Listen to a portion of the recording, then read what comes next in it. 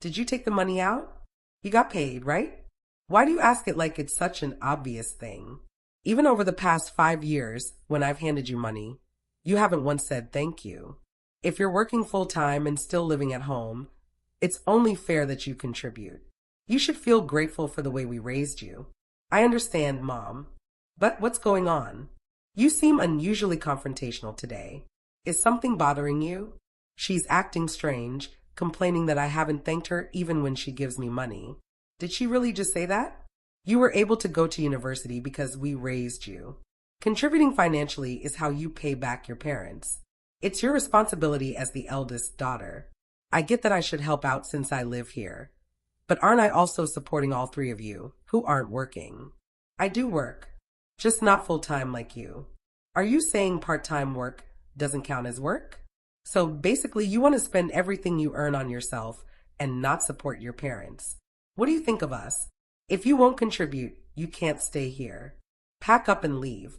Well, living alone is going to be tough for someone like you who only works part-time. Huh? For 5 years, I gave my family money every single month. It felt natural to hand over my earnings to support them. I was so pressured that I never questioned it. But now, I see things differently.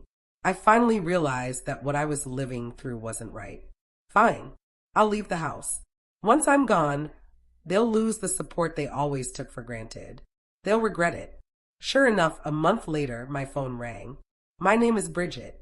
I'm not married yet, and I've never moved out of my parents' house. Even though I work, living at home often makes people assume I'm dependent on my parents. But the truth is far more complicated. There are reasons I've stayed at home all this time. Let's rewind a bit, back to my childhood. I was 7 when my sister was born. She was adorable.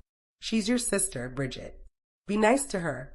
I told myself I'd protect her because I was the big sister. I remember vividly how thrilled my parents, Douglas and Cheryl, were when Mary was born. Back then, my dad would tease Mary and get scolded by Mom. It was clear he couldn't help adoring her. I looked forward to playing with Mary, but for some reason, I just couldn't warm up to her. Mom, do you know where my gym bag is? I asked one day. Isn't it on the hook? She replied. I usually hung my gym bag in the living room, but this time it wasn't there. I asked Mom for help, but her response was cold and indifferent as usual. More often than not, I ended up digging through drawers, searching through clothes that were tossed there in a rush. Each time, I'd have to go through every drawer in the house. Finally, I found my bag, but of course, Mom arrived right then. What are you doing? The drawers are a mess. I'm sorry, I mumbled. You need more attention than Mary. Even as a young child, I couldn't accept this. But no matter how innocent the first felt, the moment my parents yelled, I automatically believed I was at fault. That's just how a child's mind works. After Mary was born, Mom started getting angry with me more often. Over time, I stopped speaking up to her. I even started feeling fear toward my dad. What did you buy? A toy for Mary. I thought she'd like it. But I want a toy too. I'll get you one next time. You've been saying that forever. It's always Mary. It's not fair. What's not fair? I buy it because I want to. If you keep complaining, I won't feel like buying it at all. The moment Dad's yelling echoed, Mary would cry, and he'd rush to comfort her. Meanwhile, my own tears and frustration went completely unnoticed. No one cared about me. Mom's scolding hurt, but Dad's booming voice and intimidation were unbearable. I was constantly tense and scared. Mom never stood up for me. Hey, Mom, you're scolded for being jealous of Mary and asking for toys, especially as the older sister. Don't you understand? Come help me instead. She handed me a soapy sponge for the dishes. I washed plate after plate, almost mechanically, as part of the daily routine. Mom went off to tend to Mary, leaving me behind. My parents' attention was always focused on my sister, leaving me to quietly finish the chores alone. When a second child is born, the first child inevitably gets less attention. Loneliness and isolation are common, and older children are often expected to help with household chores or childcare. Parenting is tough, and when parents are stretched thin, it can be hard to give each child equal love and attention. I tried convincing myself that the unfair treatment was temporary, that it was only because Mary was still little. But the truth was far from what I had hoped. The gap in how my parents treated me and Mary only grew wider. Dad, can I ask you something? What is it? Can you buy me the clothes on this list? How much do they cost? I hope it's not too expensive. I really want this one. All right, I'll talk to your mom. Yay. I love you, Dad. My sister waved a magazine around like a toy, laughing joyfully. Meanwhile, I only ever got gifts on birthdays or Christmas. Mary, on the other hand, got whatever she asked for immediately. When I tried asking too, their response was always a dismissive, be patient. Over time, I lost the energy to even ask. As Mary grew, my parents increasingly indulged her every wish. The difference in how they treated us widened further. Wanting to be a good child, I would hang the laundry without complaining. Over time, I learned to read their moods, carefully measuring my every move. If you want more stories like this, don't forget to subscribe to my channel for updates and exclusive insights. I was always anxious about how they perceived me, and even at home, I could never truly relax. Feeling uneasy in the house, I longed for a change in my environment and thought that moving to the university dorms might help. So, I decided to speak to my parents openly. I'm thinking of living on my own when I start college. I'll cover the rent and my living expenses with a part-time job. Would that be okay? Living alone? You mean moving out? What's gotten into you all of a sudden? Living alone is dangerous. Your dad would be upset if you left. Bridget were worried about you. Although they didn't agree to me living alone, I didn't push back and let the idea go. At first, I believed my parents were only particularly attentive toward my sister. But as they spoke, it became clear that my feelings were a one-sided misunderstanding. They genuinely cared about me, their daughter, and my father especially looked saddened by the thought of me leaving. Seeing their reaction lifted a heavy weight off my mind, and I felt relieved, maybe even a little surprised that I had thought of living alone.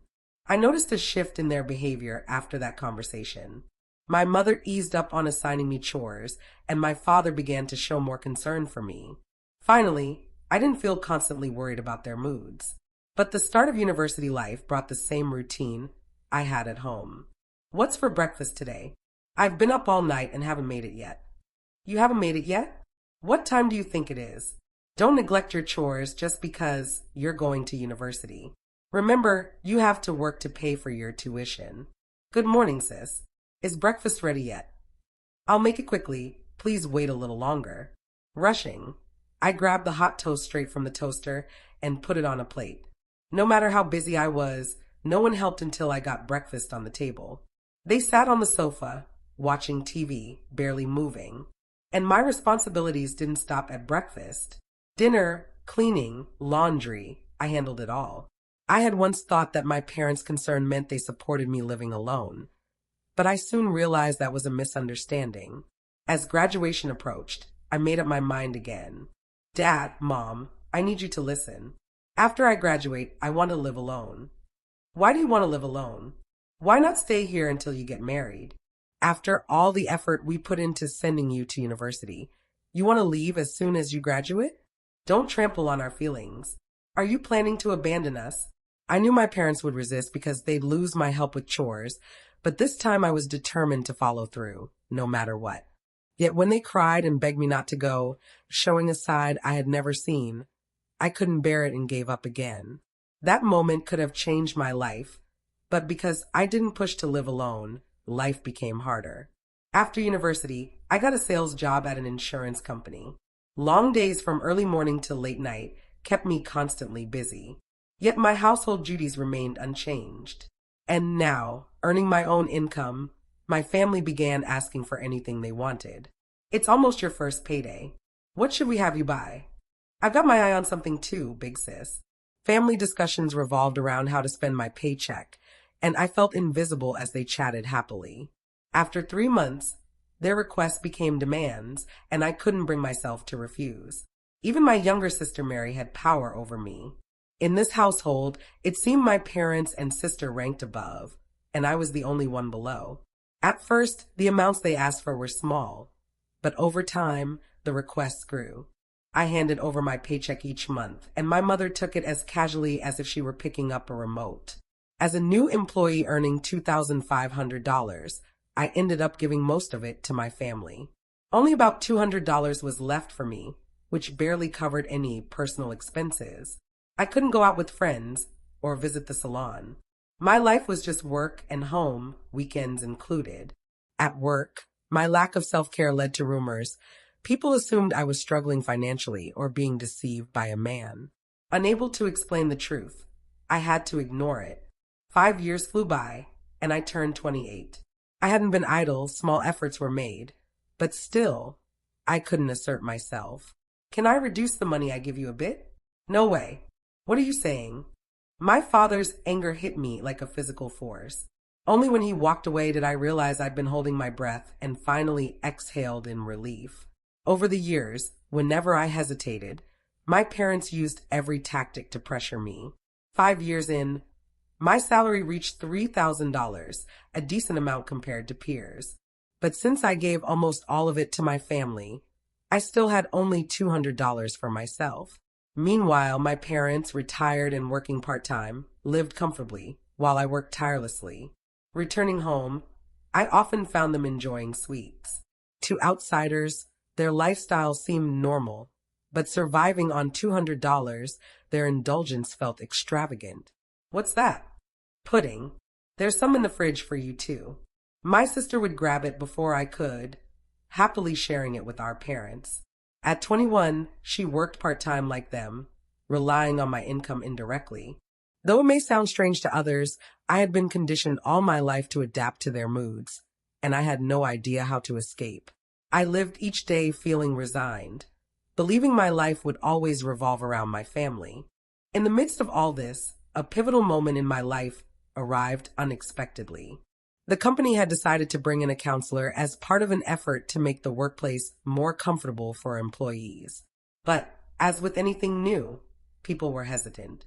To ease the process, they asked one person from each department to participate in counseling. It was voluntary, but unsurprisingly, no one stepped forward.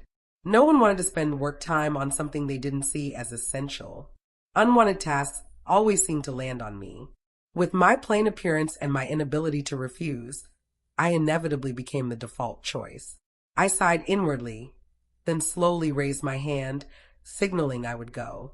Later, I found myself in a corner of the office, sitting down to talk with the counselor. "Is there anything troubling you?" they asked. That question is what led me here. Talking about my struggles wasn't easy. "Nothing in particular," I muttered, planning to answer vaguely and wrap up quickly. They asked about my work and relationships, and I gave short, evasive replies. But then came the unexpected question. "Is there anything troubling you about your family?" I froze. Words stumbled out of me awkwardly. I hadn't prepared for this. Questions about work were expected. Family was private. Most people avoid delving too deeply into such matters. Yet the counselor had. I realized then that they were exceptionally professional. Perhaps while listening, they sensed the real problem wasn't at work, but at home. Feeling there was no point hiding it, I opened up about my relationship with my parents and sister, explaining my current situation. As I spoke, the counselor's expression grew more serious. When I finished, they took a deep breath and spoke slowly. "This is essentially domestic violence, isn't it? From what you've shared, it seems like financial DV. Your relationship with your parents especially seems problematic." I couldn't help but raise my eyebrows, shocked at the unexpected diagnosis. Most people think of DV as physical, but I learned there are other forms: psychological abuse, power harassment, and financial DV, the one I was experiencing. The counselor explained that my issues stem from how and why I ended up giving money to my parents. The intimidation I faced, the constant need to watch their moods, had unconsciously shaped my behavior. Sometimes they used apologies to guilt me or small acts of kindness to make me feel needed, making it nearly impossible to separate from them. "This is a classic method of domestic violence," the counselor said.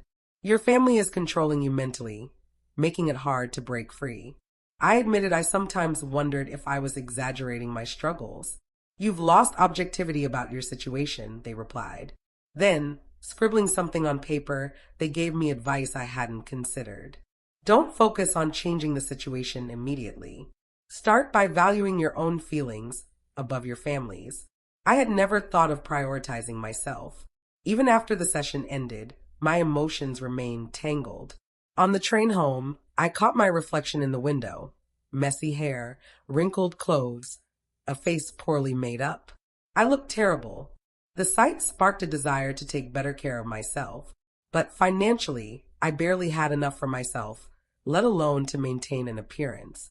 Why am I the one supporting my family? I wondered, letting the train sway settle my scattered thoughts. When I got home, before even saying hello, my mother asked for money. Receiving $3,000 had become routine for her, expected. Though I was still unsettled, I handed over the money silently. Counseling had made me more aware of subtle changes in her expression and tone, tiny signs I would have overlooked before. Isn't your salary going up a bit? You work hard, right? Why only say that, she said. I stood my ground. Observing her closely, I noticed her unkempt eyebrows amidst her irritation. My father and sister emerged from the room, curious. What's wrong? What happened? My father asked. She's complaining that we don't thank her even when we give her money, my mother snapped. Despite their unreasonable logic, they nodded and laughed, reinforcing the old patterns. I realized then that I was no longer the same person. While I understood the need to contribute while living at home, supporting all three of them, who weren't working, wasn't right. Arguments flew. You don't want to pay. Then leave, they yelled. Their words were irrational, and I felt my old energy drain. But now, a dormant anger surged through me. My hands clenched, heat spreading through my body.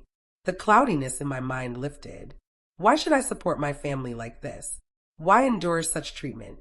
I finally understood the truth and took action. Thank you. I'm leaving home, I said, preparing to step out as if going to work. They panicked. Wait, we were wrong. Forgive us. Don't leave. They clung to me, crying, using the classic DV tactic my counselor had warned me about. I realized how foolish I had been before. Goodbye. Are you really leaving? Their shock was palpable. I left, imprinting their astonished faces in my memory. A month later, I began my life alone. At first, the adjustment was uneasy, but soon I embraced the freedom and independence I had longed for. Then came the phone calls, over 100 missed calls from my parents and sister. I resisted, curious to see how they managed without me. I called my sister. Big sis, come back home, she begged near tears. The $3,000 I had sent monthly had been their entire livelihood. Without it, they couldn't survive easily, and their lack of preparation was clear. I had no intention of helping anymore. I listened, then ended the call. No matter how I thought about it, I couldn't justify putting their needs above mine. Their behavior was unreasonable, yet I had let it control me.